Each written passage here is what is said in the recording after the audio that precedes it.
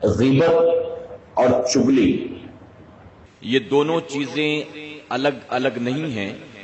اگر کہا جائے تو یہ دونوں ایک ہی سکے کے دو پہلو ہیں.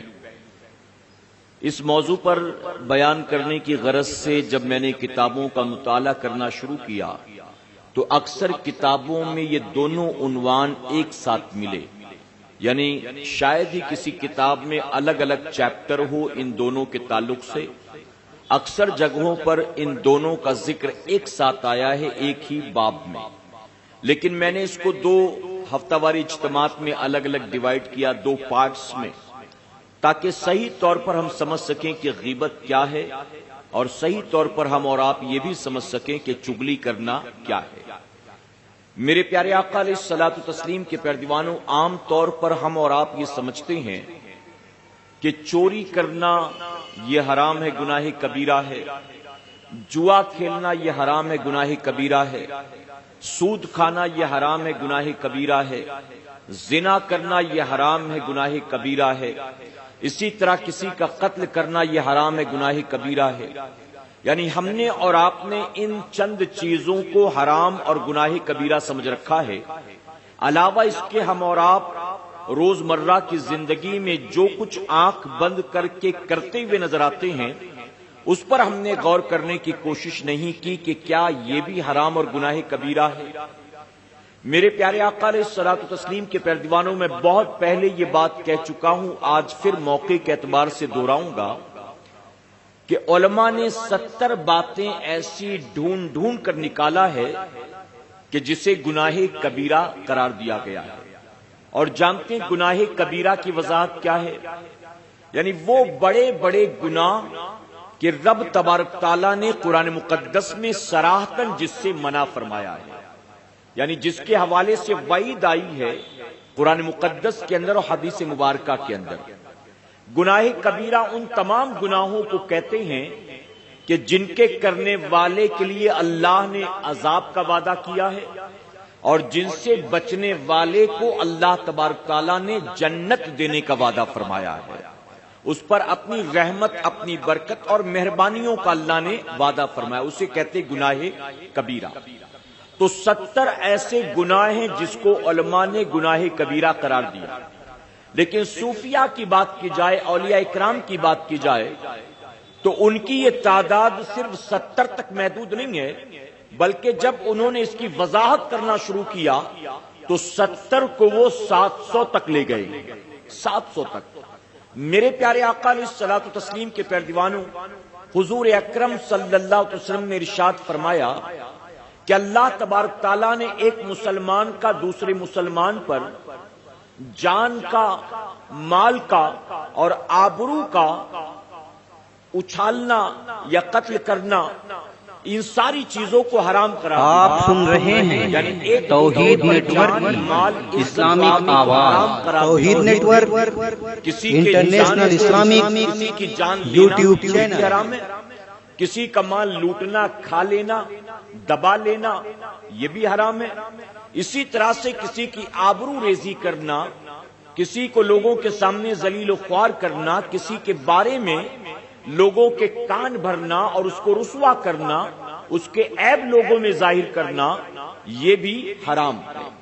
میرے پیارے آقا علیہ الصلوۃ والتسلیم کے پیروانوں، غیبت اور چغلی ان دونوں گناہوں کا تعلق جو ہے وہ زبان سے، زبان سے.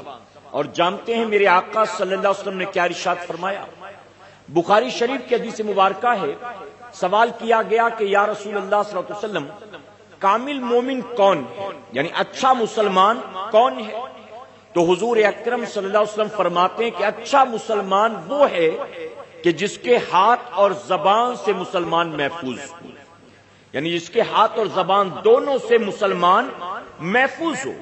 ہاتھ سے اس کی جان محفوظ ہو، مال محفوظ ہو، اور زبان سے اس کی عزت و آبرو محفوظ ہو، اس کی عزت و آبرو. وہ کامل مومن ہے، وہ اچھا مسلمان ہے اللہ اور اس کے رسول صلی اللہ علیہ وسلم کی نظر میں. میرے پیارے آقا علیہ الصلوۃ والتسلیم کے پیروانوں، میں عرض کر رہا تھا کہ ان دونوں گناہوں کا تعلق زبان سے. اور زبان کیا ہے؟ زبان محض جسم کا ایک چھوٹا سا حصہ نہیں ہے، زبان صرف پارٹ آف باڈی نہیں ہے، بلکہ زبان اللہ کی بہت بڑی نعمت کا نام ہے، اور یہ اتنی بڑی نعمت ہے کہ اگر اس کی حفاظت کر لے جاؤ تو یہی زبان آپ کو جنت میں داخل کرنے کا ذریعہ بن جائے گی، اور اگر اس کی حفاظت نہ کر سکو، اس کو آوارہ چھوڑ دو، تو یہی زبان آپ کو جہنم کا ایندھن بنا دے گی۔ میں نے زبان کے عنوان پر بھی بہت پہلے گفتگو کی تھی ہفتہ وار اجتماع میں، پھر آنے والے دنوں میں انشاءاللہ اس موضوع پر گفتگو کروں گا، لیکن آج صرف اتنا بتاتا چلوں کہ زبان اللہ کی کتنی بڑی نعمت کا نام ہے۔ حضور اکرم صلی اللہ علیہ وسلم ارشاد فرماتے ہیں، تم اپنی دو چیزوں کی ضمانت دو، میں تم کو جنت کی ضمانت دیتا ہوں۔ سوال کیا گیا وہ دو چیزیں کیا ہیں؟ تو فرماتے ہیں اپنی زبان کی اور اپنی شرمگاہ کی، ان دو چیزوں کی ضمانت تم دو، جنت کی ضمانت تمہیں میں دیتا ہوں۔ اور ایک اور حدیث مبارکہ میں حضور اکرم صلی اللہ علیہ وسلم نے اسی بات کو کچھ ان الفاظ میں بیان کیا کہ وہ دو چیزیں، ایک جو تمہارے جبڑوں کے درمیان ہے اور ایک جو تمہارے پیروں کے درمیان ہے، تمہارے رانوں کے جانگوں کے درمیان، ان دو چیزوں کی ضمانت تم دو، جنت کی ضمانت تمہیں میں دیتا ہوں۔ میرے پیارے آقا علیہ الصلوۃ والتسلیم کے پیروانوں، پتہ چلا کہ مسلمان کی آبرو ریزی سے ہمیں اور آپ کو پرہیز کرنا چاہیے کہ انشاءاللہ کسی مسلمان کا مذاق اڑانا، اس کو ذلیل کرنا، لوگوں کے سامنے اس کے عیب بیان کرنا، دن رات اس کی غیبت کرتے رہنا، اس کے حوالے سے چگلی کرنا، کانا پھوسی کرنا، لوگوں کے سامنے طنز و طعنہ کرنا، لعنت ملامت کرنا، ان ساری چیزوں کا تعلق زبان سے ہے، تو میرے آقا صلی اللہ علیہ وسلم نے فرمایا کہ اس کی ضمانت تم دو، جنت کی ضمانت تمہیں میں دیتا ہوں۔ میرے پیارے آقا علیہ الصلوۃ والتسلیم کے پیروانوں، یہ کتنا بڑا جرم ہے جانتے ہو؟ کسی کی غیبت کرنا، کسی کی معاف کرنا، چگلی کرنا، غیبت کا بیان ہو چکا، چگلی کرنا۔ پہلے چگلی کی ڈیفینیشن آپ سماعت کر لیں، سن لیں۔ دو مسلمانوں کے درمیان ان کے پیٹھ پیچھے ایسی بات کرنا کہ جس بات کی بنیاد دونوں میں جھگڑا ہو جائے، اور مقصد ہی جھگڑا کرانے کا ہو، مقصد تعلقات خراب کرنے کا ہو، مقصد دونوں کے دل میں ایک دوسرے کے لیے نفرت پیدا کرنا ہو۔ غیبت کسے کہتے ہیں؟ پیٹھ پیچھے کسی کے عیب بیان کرنا، کسی کی برائیاں کرنا۔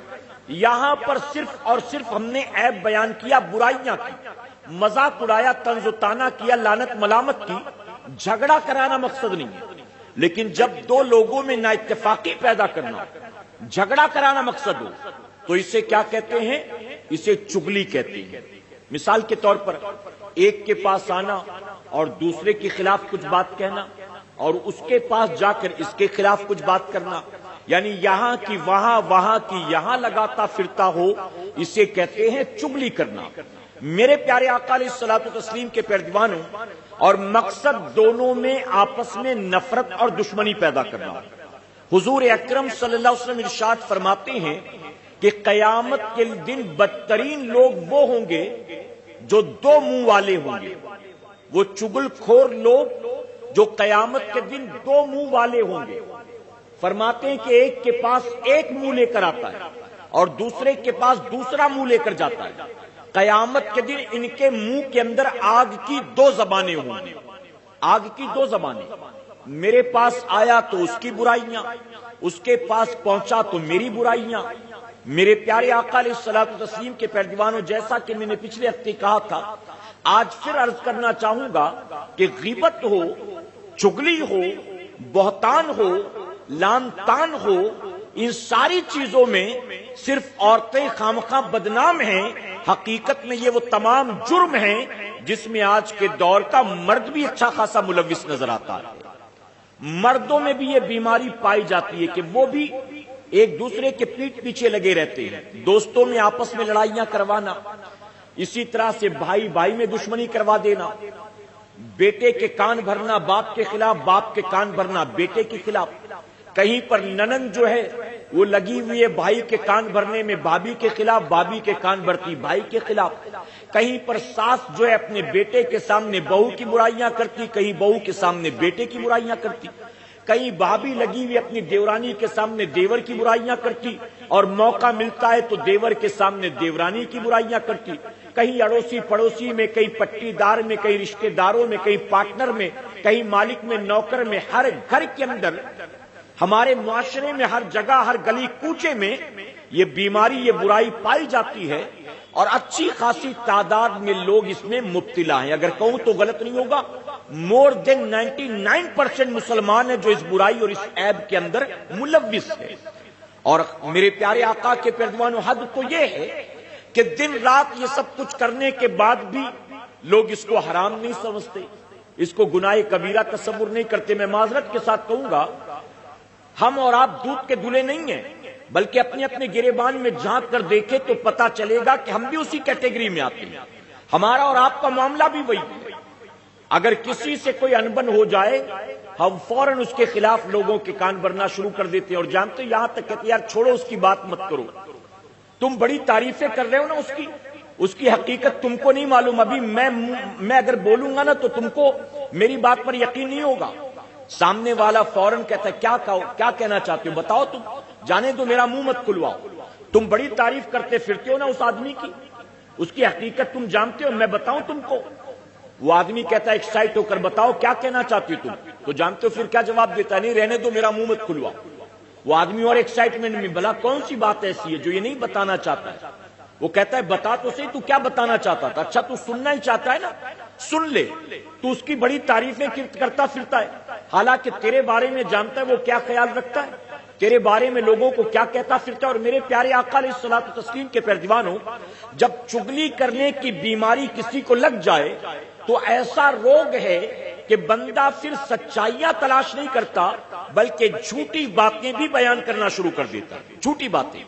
ایک بزرگ کے پاس ایک بادشاہ آیا، اور آنے کے بعد اپنے وزیر کے تعلق سے یا اپنے مشیر کے تعلق سے اس بزرگ سے کہنے لگا کہ میں تو آپ کی بڑی عزت کرتا تھا، بڑا احترام کرتا تھا، لیکن فلاں شخص نے جو کہ میرا بھروسے مند آدمی، مجھ سے اس نے یہ کہا کہ آپ پیٹھ پیچھے میری برائیاں کرتے پھرتے ہیں۔ حالانکہ بزرگ نے کبھی کوئی برائی نہیں کی تھی اس بادشاہ کی۔ تو جانتے بزرگ نے کیا کہا؟ بزرگ نے کہا کہ میں نے تیرے بارے میں کچھ کہا کہ نہیں کہا، میں صفائی نہیں دیتا، اللہ بہتر جانتا ہے۔ البتہ میں اس آدمی کے بارے میں صرف اتنا کہنا چاہوں گا کہ وہ آدمی جھوٹا ہے، اور تو اس کی گواہی کسی سے بھی لے سکتا ہے۔ تو بادشاہ نے کہا کہ کسی اور سے گواہی کی کیا ضرورت ہے، میں خود گواہی دیتا ہوں کہ ہاں وہ آدمی جھوٹا ہے۔ تو بزرگ نے کہا کہ جب تجھے یقین ہے کہ وہ شخص جو تیرا مشیر یا وزیر ہے جھوٹا ہے، تو پھر اس نے میرے تعلق سے جب یہ بات کہی کہ میں تیری چغلی کرتا ہوں یا غیبت کرتا ہوں، تو تو نے اس بات پر یقین کیسے کر لیا؟ یقین۔ اور ہمارا اور آپ کا حال کیا ہے؟ ایک آدمی ہمارے سامنے آ کر ہماری تعریف کرے اور ہمارے اپنے دوست کی برائی کرنا شروع کر دے، چغلی کرنا شروع کر دے، ہمیں بڑا لطف آتا ہے، بڑا مزہ آتا ہے۔ اچھا پھر اس کے بعد کیا بولا، کیا بات کر رہا، اس نے ایسا بولا، اس نے ایسا بولا، میں اس کا کچھ نہیں بگاڑ سکتا ہوں، ٹھیک ہے، اور کچھ بولا، میں اس کو اچھے سے بتاتا ہوں، ملنے دے، میں پھر دیکھ کیا حال کرتا ہوں اس کا۔ میرے پیارے آقا علیہ الصلوۃ والتسلیم کے پیروانوں، ہم خود بھی اس کے اندر ڈوبتے چلے جاتے ہیں، ہمیں بڑا مزہ آتا ہے سننے میں، جبکہ جانتے ہو ہمیں یہ بات اچھی طرح سمجھ لینا چاہیے کہ جو ہمارے اپنے دوست کی چغلی ہم سے آ کر کرتا ہے، کیا اس کے پاس جاتا ہوگا تو ہماری چغلی نہیں کرتا ہوگا؟ جب ہمارے سامنے ہماری تعریف کرتا ہے اس کی برائیاں، تو ظاہر ہے کہ اس کے سامنے جا کر میری برائیاں اور اس کی تعریف کرتا ہوگا، لیکن ہم اور آپ اس کے بارے میں توجہ نہیں دیتے، بلکہ ہم یہ سمجھتے ہیں کہ یہ ہمارا ہمدرد ہے، ہمارا دوست ہے، ہمارا قریبی ہم کو حقیقت بتا رہا ہے۔ وہ آدمی کتنا بڑا منافق ہے، میرے سامنے تو بڑا اچھا بنتا ہے، میرا دوست بنتا ہے، بڑا قریبی بنتا ہے، اور پیٹھ پیچھے میرے بارے میں ایسی ایسی باتیں کرتا ہے۔ یہ آدمی اچھا اور میرا ہمدرد ہے کہ اس نے مجھے حقیقت بتا دیا۔ اب میں اس آدمی سے دوستی نہیں کروں گا، بلکہ اب تو میں بھی اس کی برائیاں کروں گا، اب تو میں بھی لوگوں کے سامنے اس کی پول کھولوں گا۔ میرے پیارے آقا علیہ الصلوۃ والتسلیم کے پیروانوں، تو یہ اسے چغلی کہتے ہیں، اور یاد رکھنا چغلی کرنے سے آپس میں نفرت پیدا ہوتی، دشمنی پیدا ہوتی، اور فرمایا گیا کہ جو دو مسلمانوں میں جدائی ڈالتا ہے اللہ تبارک تعالیٰ ایسے آدمی کو پسند نہیں کرتا. جانتے ہیں نا، آپ نے سنا ہوگا، حدیث مبارکہ ہے.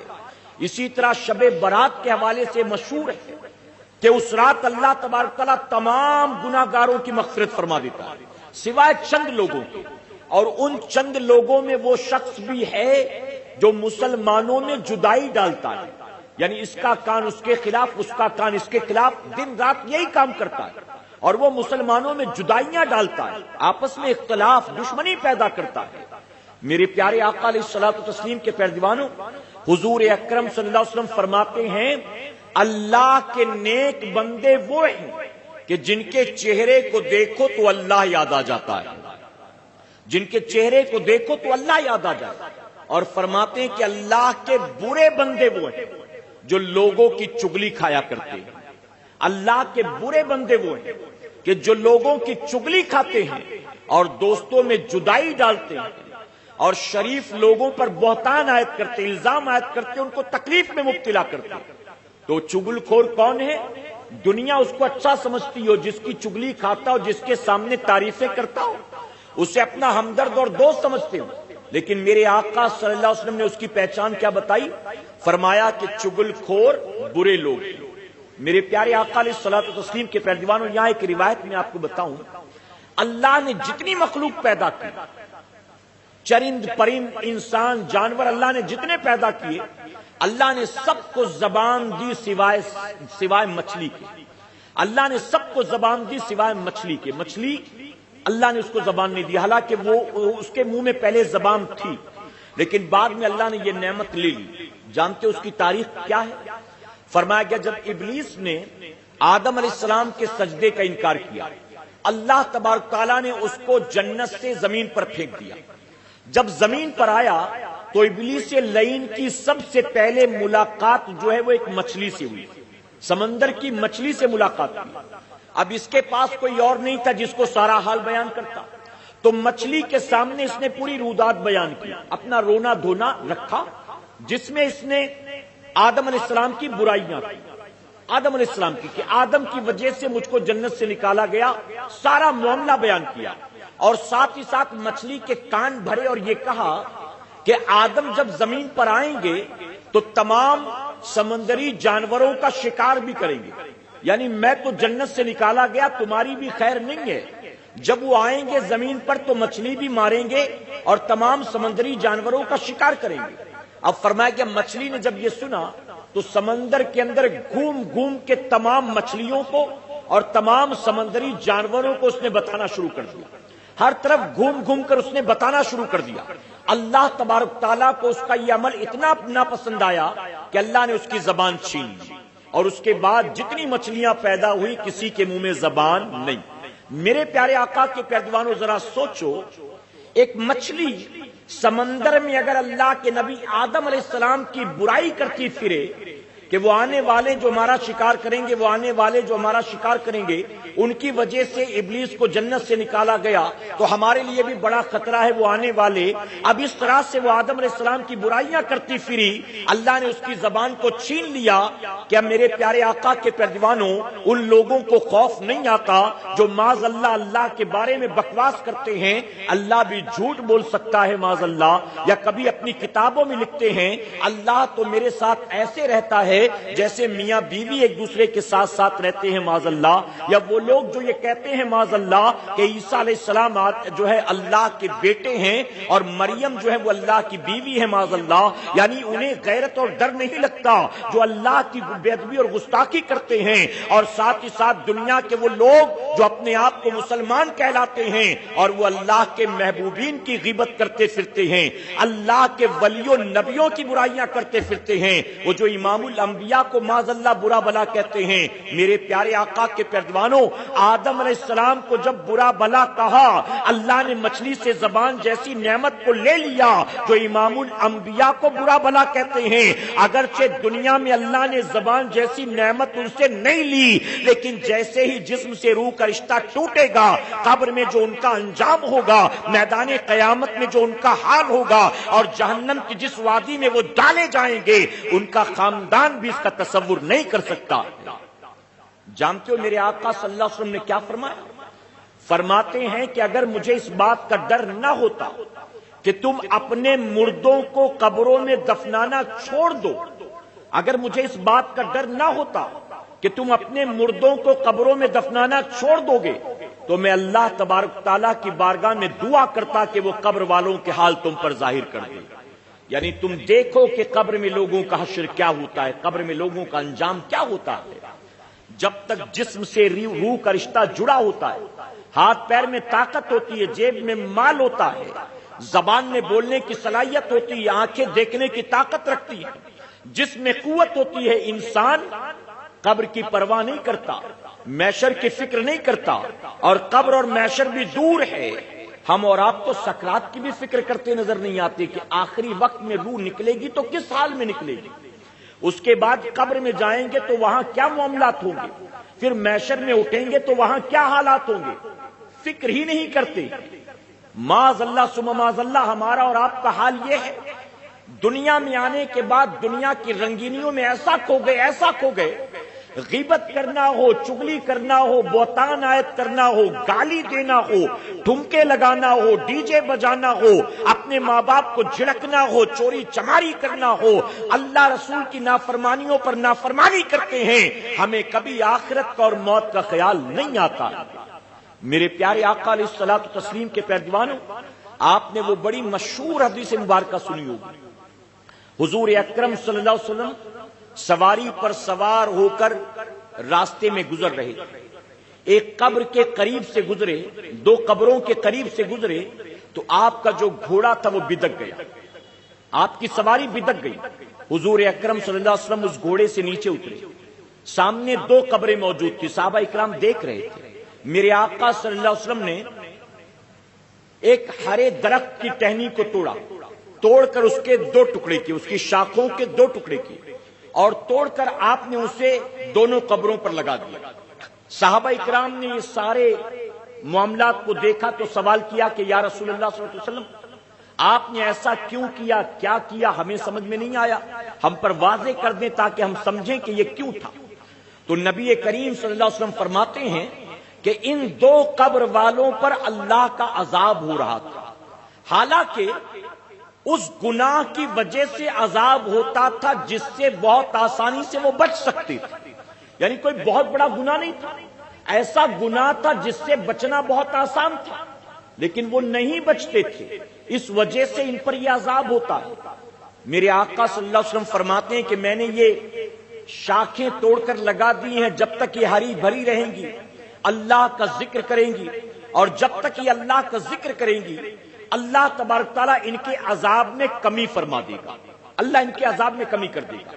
اب میرے پیارے آقا علیہ الصلوۃ والتسلیم کے پیروانوں، صحابہ اکرام نے دریافت کیا کہ یا رسول اللہ صلی اللہ علیہ وسلم، جب آپ نے یہ دیکھ لیا کہ ان پر عذاب ہوتا ہے تو ہمیں یہ بھی بتا دیں کہ ان پر عذاب کس گناہ کی وجہ سے ہوتا ہے، کس گناہ کی وجہ سے۔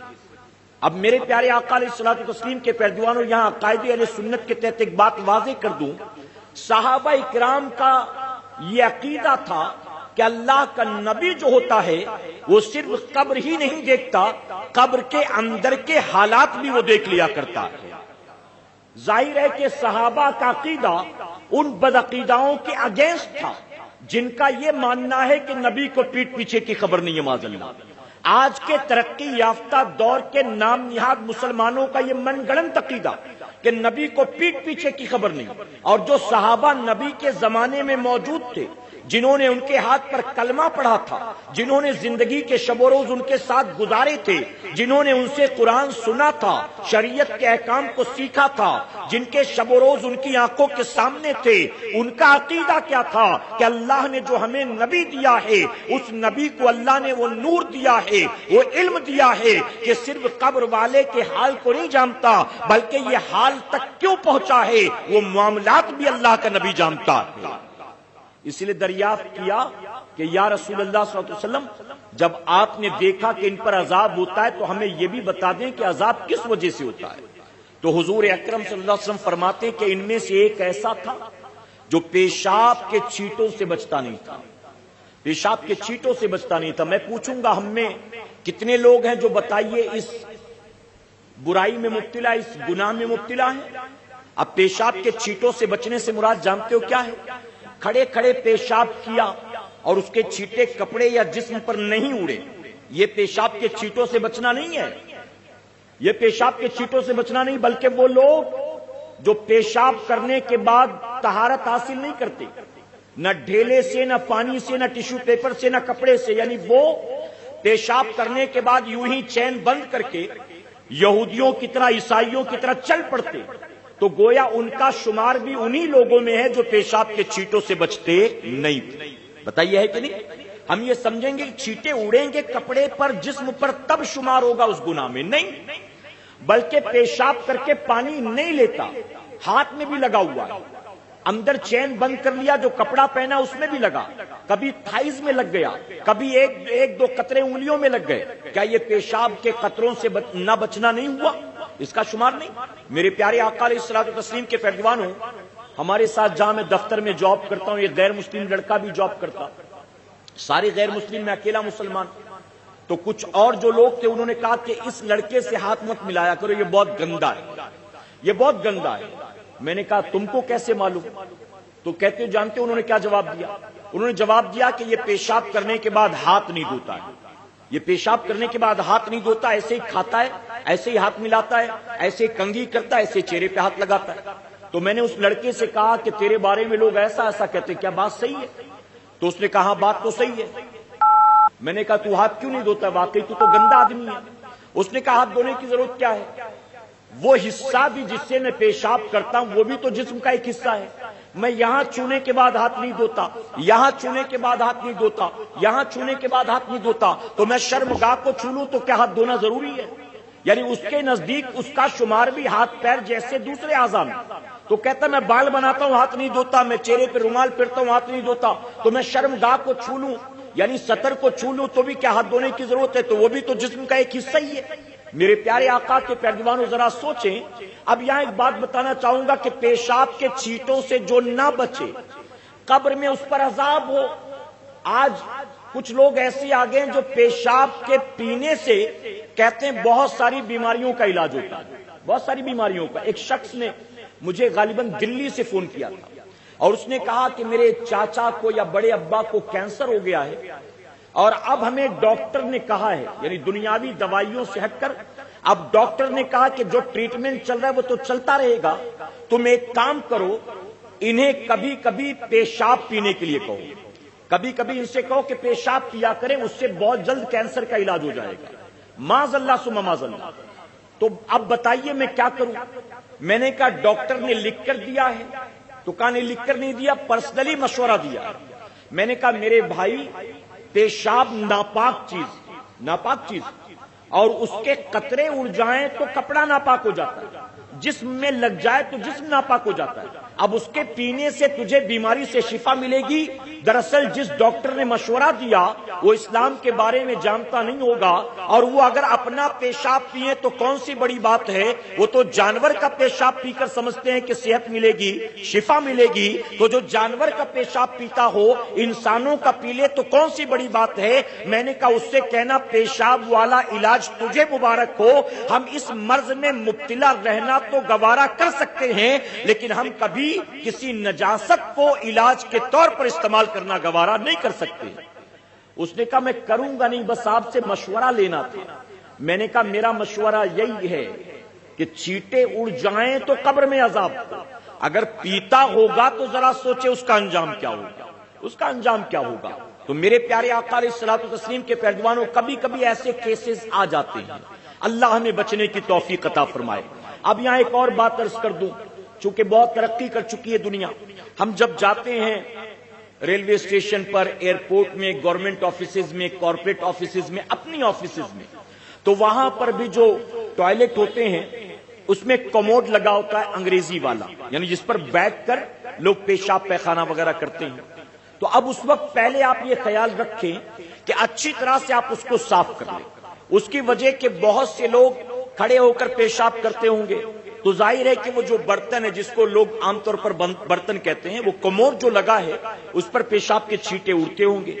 پھر آپ بنا صاف کیے اس پر بیٹھ جائیں گے تو ظاہر ہے کہ جو پہلے لوگ پیشاب کر کے گئے ہیں اس کے چھینٹے کہاں کہاں آپ کے حصے پر لگیں گے۔ جب آپ پاکی حاصل بھی کریں گے تو ظاہر ہے کہ آپ اپنے شرمگاہ کے مقام کو دھوئیں گے، آپ اپنی جانگوں کو اور پیچھے کے پورے حصے کو تو نہیں دھونے والے۔ تو سب سے پہلے اس کو اچھے سے پانی مار کر صاف کر لیں، پھر ٹشو پیپر سے پوچھ لیں، پھر فلش کر لیں۔ اور میرا مشورہ تو یہ بھی ہے کہ کموڈ کے ساتھ ساتھ نیچے کی جگہ بھی آپ اچھی طرح سے پانی مار لیں، کیونکہ وہاں بھی پیشاب کے قطرے گرے ہوں گے۔ تو جو دوسرے مذاہب کے لوگ ہیں ان کے لیے کوئی فرق نہیں پڑتا، لیکن ہمیں اور آپ کو بہت احتیاط کرنا چاہیے کہ انشاءاللہ۔ تو پہلا شخص وہ تھا جو پیشاب کے قطروں سے بچتا نہیں تھا تو اس پر عذاب، اور دوسرا شخص فرمایا گیا کہ وہ لوگوں کی چگلی کیا کرتا تھا، لوگوں کی چگلی۔ اور چگلی کرنے سے مراد کیا ہے؟ اس کے کان اس کے خلاف، اس کے کان اس کے خلاف۔ تجھے معلوم ہے تیرے بارے میں وہ کیا بول رہا تھا؟ تو اس کی بڑی تعریفیں کرتا ہے، میں بتاؤں وہ تیرے بارے میں کیا خیال رکھتا ہے؟ ارے فلاں جگہ ہم بیٹھے تھے اور بات چلی تو تیرے بارے میں اس نے یہ بولنا شروع کر دیا۔ اس طرح سے جو کرتے ہیں نا آپس میں لڑائیاں لگانے کے لیے، تعلقات ختم کرنے کے لیے، توڑنے کے لیے، اس کو چگلی کہتے ہیں۔ عورتیں بھی یہ کام کرتی ہیں، عورتیں بھی اڑوس پڑوس میں اکثر اسی کام میں بزی رہتی ہیں۔ اس کے گھر گئی تو اس کی برائیاں، اس کے یہاں گئی چائے پیتے پیتے اس کی برائیاں، اور پھر ہوگا کیا؟ دونوں تو اس سے بنے رہیں گے، ان دونوں کی آپس میں دشمنی ہو جائے گی آپس میں۔ اور کبھی کبھی یہ کیا کرتے ہیں، رشتہ داریاں توڑنے کے لیے، اپنے تعلقات مضبوط کرنے کے لیے یہ سب کرتے ہیں۔ اور عورتوں میں ایک بڑی بیماری یہ بھی ہوتی ہے کہ ایک کے سامنے دوسرے کی چگلی کریں گے، اور چگلی کرنے کے بعد یہ بھی کہہ دیں گی کہ بہن دیکھو میں نے تم کو بتایا ہے، تم کسی کو مت بتانا۔ اچھا وہ کہتی میں اس کو پوچھوں گی، تو اس پر بھی کہتے نہیں نہیں تو اس کو مت پوچھنا ورنہ پھر آئندہ وہ تیرے بارے میں مجھے کچھ نہیں بتائے گی۔ یعنی اگر تو نے پوچھ لیا تو پھر آئندہ امید مت رکھنا کہ وہ مجھے کچھ بتائے گی اور پھر میں تجھ تک انفارمیشن پہنچاؤں گی، اس لیے اس کو پوچھنا مت، جبکہ میں بتاؤں میری عادت کیا ہے۔ اور یہ ہونا چاہیے، اگر کوئی آپ کے پاس آ کر کہے کہ فلاں فلاں شخص آپ کے بارے میں یہ کہتا تو آپ کہیں کہ ٹھیک ہے، آپ سے اس نے یہ بات کہی کہ آپ نے کہیں سنا؟ نہیں، مجھ سے یہ بات اس نے کہی، ٹھیک ہے جب وہ ملے گا میں تو سامنے سامنے پوچھوں گا۔ اب وہ کہے گا نہیں نہیں اس کے سامنے مت پوچھنا، سمجھ جائیں جھوٹ بول رہا ہے، جھوٹ بول رہا ہے۔ ورنہ اگر بات میں سچائی ہوگی تو سامنے پوچھنے اور گواہی دینے میں کیا فرق پڑنے والا ہے؟ تو سمجھ جائیں کہ جھوٹ ہے۔ اور کوئی آپ کے سامنے کسی کی غیبت کرے یا چگلی کرے تو اچھی طرح سمجھ جائیں کہ وہ آپ کا ہمدرد نہیں ہے۔ میرے پیارے آقا کے پیروانوں، غیبت کرنا حرام ہے، سننا بھی حرام ہے، چگلی کرنا حرام ہے اور سننا بھی حرام ہے۔ اگر کوئی آپ کی غیبت آپ کے سامنے کسی اور کی چگلی کرے، آپ اس سے کہیں کہ بھائی میرے پاس ان چیزوں کے لیے ٹائم نہیں ہے، فوراً آپ جو ہے کان بند کر لیں، راستہ بدل لیں، اس کو خاموش کرا دیں۔ ایک بار، دو بار، تین بار اگر آپ یہ سٹیپ لیں گے تو سمجھ جائے گا اس آدمی کو ان چیزوں میں دلچسپی نہیں ہے، پھر آپ کے سامنے وہ یہ بکواس ہرگز کبھی کرے گا نہیں انشاءاللہ۔ تو خیال رکھیں گے انشاءاللہ۔ میرے پیارے آقا علیہ الصلوۃ والتسلیم کے پیروانوں، یہ تو قبر کا عذاب تھا۔ حضور اکرم صلی اللہ علیہ وسلم نے ایک موقع پر واضح لفظوں میں فرما دیا کہ چگل خور ہرگز جنت میں نہیں جائیں گے، چگل خور ہرگز جنت میں نہیں جائیں گے۔ اور یہاں ایک بات اور واضح کر دوں، چگلی کرنا یہ بھی حقوق العباد میں کہ تو نے اللہ کا حق نہیں مارا، تو نے بندوں کا حق مارا، تو اس وقت تک یہ معاف نہیں ہوگا جب تک کہ جس کی چگلی تو نے کی ہے وہ تجھے معاف نہ کر دے۔ اب یہاں آخر میں دو روایت بیان کروں گا۔ امام غزالی رحمۃ اللہ تعالی نے مکاشف القلوب میں یہ واقعہ نقل کیا، فرماتے مدینہ منورہ میں ایک نوجوان رہتا تھا اور مدینہ شریف کے کنارے پر اس کی بہن رہتی تھی۔ اس کی بہن کی طبیعت بہت خراب ہوئی تو بھائی اس سے ملاقات کرنے گیا لیکن جب بھائی پہنچا تو بہن کا انتقال ہو گیا تھا. تو بھائی نے چند لوگوں کے ساتھ مل جل کر اس کی قبر تیار کی, اس کے کفن دفن کا انتظام کیا. جب دفن کرنے کے بعد وہ لوگ لوٹ آئے تو بھائی کو یاد آیا کہ میری اشرفیوں سے بھری ہوئی تھیلی جو تھی وہ قبر کے اندر رہ گئی. یعنی بہن کی لاش کو اتارتے وقت اس نے جیب سے نکال کر رکھا اور وہ غلطی سے اسی میں رہ گئی. اپنے ایک دوست کو ساتھ لے کر وہ قبرستان پہنچا اور اپنی اشرفیوں کی تھیلی کو نکالنے کی غرض سے اس نے بہن کی قبر کو کھودنا شروع کیا. جیوں جیوں بہن کی قبر کو کھودتا جاتا تھا گرمی قبر کے اندر سے اٹھتی تھی, اندر سے گرمی محسوس ہونے لگی. جب اس نے قبر کو اتنا کھول لیا کہ اندر نظر آنے لگے تو اس نے دیکھا کہ اس کی بہن کی لاش جو تھی وہ چاروں طرف آگ میں گھر گئی تھی اور قبر کے اندر سے آگ کی لپٹیں نکل رہی تھی. وہ فوراً گھبرا گیا.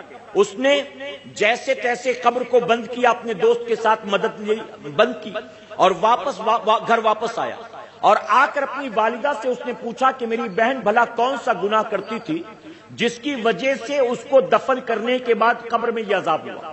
تو ماں نے جواب دیا کہ تیری بہن کی یہ عادت تھی, وہ لوگوں کے دروازے پر کان لگا کر کانا پھوسی سنا کرتی تھی, اندر ہونے والی گفتگو کو سنتی تھی, میرے بار بار منع کرنے پر باز نہیں آتی تھی, وہ لوگوں کے گھروں میں کان لگا کر ان کی گفتگو سنتی تھی اور اس کے بعد وہ ایک دوسرے تک ان کی چگلی کیا کرتی تھی. فلاں یہ کہہ رہا تھا, فلاں کے گھر میں یہ پکا ہے, فلاں تمہارے بارے میں یہ کہہ رہی تھی, اس کی بیٹی ایسی, بیٹا ایسا, بہو ایسی, داماد ایسا, اسی میں لگے رہتی. تو مجھے لگتا ہے کہ اس گناہ کی وجہ سے اللہ نے اس پر یہ عذاب نازل کیا ہے. اب میرے پیارے آقا کے پیروانوں ذرا سوچو, یہ تمام واقعات جو ہوئے ہیں وہ کیوں بتائے گئے, دکھائے گئے, لکھائے گئے؟ تاکہ ہم اور آپ ہوش کے ناخن لیں اور جن گناہوں کی وجہ سے قبر میں عذاب ہوتا ہے ان گناہوں سے ہم اللہ کی پناہ مانگیں اور اپنے آپ کو بچائیں کہ انشاءاللہ. اب ایک آخری حکایت اسی ضمن میں, اسی موضوع اور اسی عنوان پر. ایک شخص بازار میں ہٹا کٹا, تندرست و توانا, حسین و جمیل, گورا چٹا غلام بیچ رہا. اس نے اپنے غلام کی اچھی خاصی قیمت بھی لگائی, لیکن وہ ساتھ ہی ساتھ غلام کے بارے میں یہ کہہ رہا تھا, یعنی تعریفوں کے پل بھی باندھ رہا تھا اور ساتھ یہ بھی کہہ رہا تھا میرے غلام کے اندر بہت سی خوبیاں ہیں, صرف ایک خرابی ہے کہ یہ کبھی کبھی لوگوں کی چگلی کھاتا ہے, ایک خرابی ہے کہ کبھی کبھی لوگوں کی چگلی کرتا ہے. ایک دولت مند آدمی وہاں سے گزرا, اس کی نظر پڑی تو اس نے کہا کہ یار اس کے اندر تو سب خوبیاں خوبیاں نظر آتی ہیں, اب ایک عیب بھی ہے تو کیا فرق پڑتا ہے, چلو کوئی بات نہیں اس کو خرید لیں. اچھی خاصی قیمت دے کر اس نے غلام کو خرید لیا, لے آیا اپنے گھر پر, سارے کام بتا دیے, وہ ڈیوٹی پر لگ گیا. 1 دن 2 دن 4 دن 5 دن, ہفتہ 10 دن 15 20 دن وہ کام بہت ہی سنجیدگی کے ساتھ دل لگا کر کرتا رہا. مالک بھی خوش تھا, مالکن بھی خوش تھی. ایک دن میں جب مالک گھر میں نہیں تھا تو غلام نے مالکن کو اکیلے دیکھ کر اس سے کہا کہ میں بہت دن سے تم سے ایک بات کرنا چاہتا تھا لیکن موقع نہیں مل رہا تھا, موقع ملا تو جرت نہیں ہو رہی تھی, لیکن آج یہ بات بتانا میں بہت ضروری سمجھتا ہوں ورنہ مجھے لگتا ہے کہ بہت دیر ہو جائے. اب اس نے ایکسائٹمنٹ میں کہا کیا بات بتانا چاہتے ہو بتاؤ. تو جانتے یہ غلام کیا کہنے لگا؟ غلام کہنے لگا کہ برا مت ماننا, مجھے یہ لگتا ہے کہ ہمارے جو مالک ہیں یعنی تمہارے جو شوہر ہیں ان کا کہیں کسی اور عورت کے ساتھ چکر چل رہا ہے. ان کے چلنے پھرنے, سجنے سورنے, آنے جانے کا انداز دیکھ کر مجھے یقین ہو گیا ہے کہ ان کا کہیں نہ کہیں کوئی افیئر چل رہا ہے. عورت نے کہا تم کو کیسے معلوم؟ مجھے تو آج تک شک نہیں ہوا, تمہیں کیسے معلوم؟ تو کہتا ہے کہ ان کی باتوں سے مجھے شک ہوتا ہے, میں نے اپنی آنکھوں سے دیکھا نہیں, مجھے اس دوسری عورت کے بارے میں کچھ معلوم نہیں ہے, لیکن جب مجھ سے بیٹھ کر وہ گفتگو کرتے ہیں تو مجھے شک ہوتا ہے اور اسی لیے میں اپنے من کا شک آپ پر ظاہر کرتا ہوں, باقی آپ کی مرضی. تو مالکن کہنے لگی اگر اچھا ایسی بات ہے تو تم مجھے کوئی راستہ بتاؤ اس عورت سے چھٹکارا پانے کا اور اپنے شوہر کو اپنا بنانے کا, کوئی راستہ مجھے بتاؤ, میں اپنے شوہر کو چھوڑنا نہیں چاہتی, اس سے جدا نہیں ہونا چاہتی.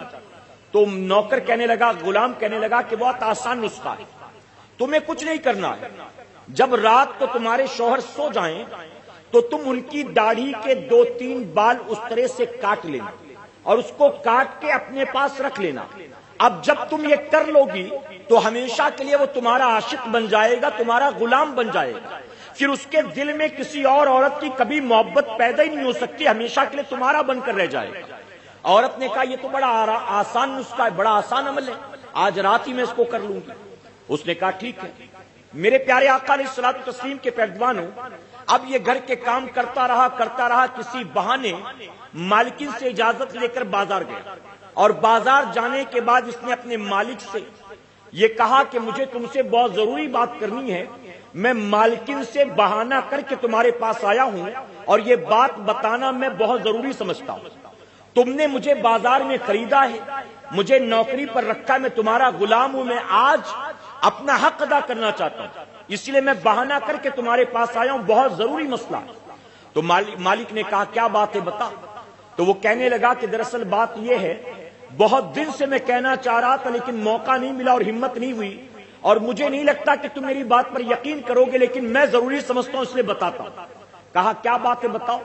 تو کہتا ہے جب تم گھر سے نکل جاتے تو تمہاری غیر موجودگی میں ہماری جو مالکن ہے, تمہاری جو بیوی ہے, وہ غیر مردوں کے ساتھ بات چیت کرتی ہے, ان سے دوستی یاری کرتی ہے. وہ تمہاری محبت کا غلط فائدہ اٹھاتی ہے. تم اس سے بہت محبت کرتے ہو, اس کی ہر خواہش کو پورا کرتے ہو, لیکن غیر مردوں سے اس کے تعلقات ہیں. اور سن لو, میں نے آج یہ بتانا اس لیے ضروری سمجھا کہ تمہاری بیوی نے آج یہ منصوبہ کیا ہے کہ رات جب تم سو گے تو وہ اس طرح سے تمہاری گردن کو کاٹ دے گی, اور جب تم مر جاؤ گے تو تمہارے قتل کے بعد وہ جس سے محبت کرتی ہمیشہ کے لیے اس کی بن کر رہ جائے گی. مالک نے کہا اچھا ایسی بات ہے, کیا تم یقین کے ساتھ کہتے ہو؟ کہتا ہے میں دعوے کے ساتھ کہتا ہوں. تمہیں بھروسہ نہ ہو میری بات پر تو خود آزما لینا. آج رات اگر تم سو گئے تو تمہارا کام تمام ہو جائے. اگر زندگی چاہتے ہو تو سونا مت, آج رات جاگتے رہنا, اپنی آنکھوں سے دیکھ لو. تو مالک نے کہا ٹھیک ہے.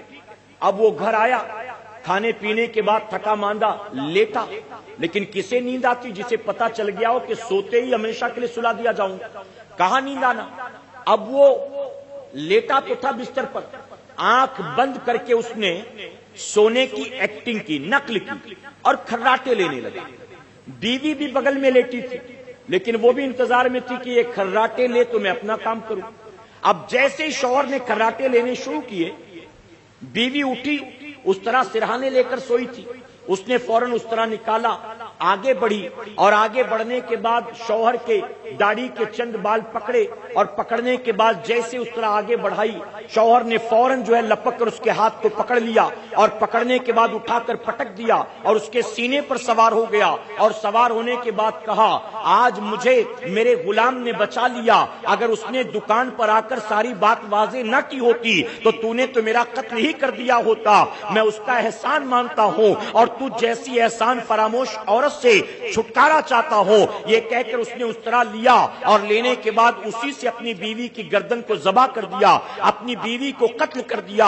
اب جب قتل کا شور صبح ہوا تو عورت کے گھر والے آ گئے, اور انہوں نے پکڑ کر اس کے شوہر کو بھی ذبح کر دیا, انہوں نے اس کا بھی قتل کر دیا, یہاں تک کہ اس مرد کے گھر والے بھی آ گئے. اور تاریخ میں آتا ہے کہ دونوں خاندانوں میں ایسی خونریزی ہوئی, ایسی جنگ ہوئی کہ تقریباً 20 لاشیں گر گئی ہیں. میرے پیارے آقا کے پیروانوں, معلوم یہ ہوا کہ چگلی جسے معمولی شے ہم سمجھتے ہیں, غلام کو خریدا تھا کہ ساری خوبیاں ہیں, صرف ایک چگلی ہی تو کرتا ہے. اس نے صرف گھر کو برباد نہیں کیا, ہستی کھیلتی زندگی کو برباد نہیں کیا, بلکہ اس کی چگلی کی بنیاد لوگوں کی لاشیں بچ گئی ہیں. تو یہ کتنا بڑا حرام اور گناہ کبیرہ کام ہے. اللہ اپنے محبوب پاک کے صدقے ہمیں اس بیماری اور اس برائی سے بچنے کی توفیق عطا فرمائے. میرے پیارے آقا علیہ الصلوۃ والتسلیم کے پیروانوں, درمیان گفتگو مجھ سے جانے انجانے میں کسی طرح کی غلطی خامی رہ گئی, آپ سب کو گواہ بنا کر سچے دل سے توبہ کرتا ہوں.